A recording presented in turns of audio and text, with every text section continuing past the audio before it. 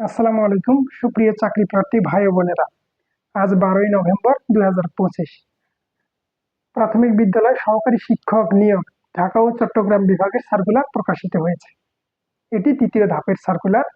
প্রথম ধাপে ঢাকা ও চট্টগ্রাম ছাড়া বাকি বিভাগগুলোর সার্কুলার প্রকাশিত হয়েছে। ইতিমধ্যে ওই বিভাগগুলোর আবেদন চলছে। এক্ষেত্রে ঢাকা ও চট্টগ্রামের জন্য পদ সংখ্যা রয়েছে 4166টি।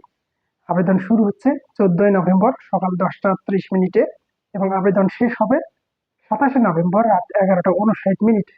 আবেদন ফি প্রথম ধাপের মতো 112 টাকা রাখা হয়েছে।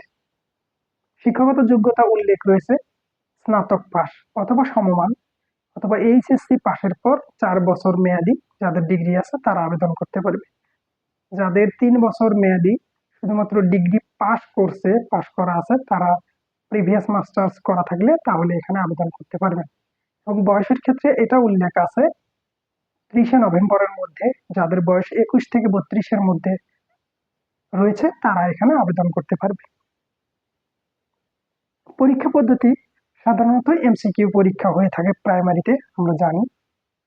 এবারে সিলেবাসে কিছুটা পরিবর্তন এসেছে বা পরীক্ষার নম্বর বিভাজনের ক্ষেত্রে কিছুটা পরিবর্তন এসেছে। আগে পরীক্ষা হতো 80 মার্কের মধ্যে, মাঝখানে 75 মার্কেরও পরীক্ষা হয়েছে আমরা দেখেছি, কিন্তু এবার পরীক্ষা হবে 90 মার্কে। 90 মার্কের এমসিকিউ পরীক্ষা হবে, যেটাকে লিখিত পরীক্ষা হিসেবে বিবেচনা করা হয়। এরপর 10 মার্কের ভাইভা পরীক্ষা হবে। উভয় পরীক্ষাতে 50% নাম্বারকে পাস মার্ক হিসেবে ধরা হয়েছে। আবেদনের সার্কুলারটিতে যদিও প্রাইমারি সহকারী শিক্ষককে 11 গ্রেডের অন্তর্ভুক্ত করা হয়েছে, তবুও এই নিয়োগ প্রক্রিয়া সম্পন্ন হতে হতে আশা করা যাচ্ছে এটি 11 গ্রেডে অন্তর্ভুক্ত হবে। ধন্যবাদ সবাইকে।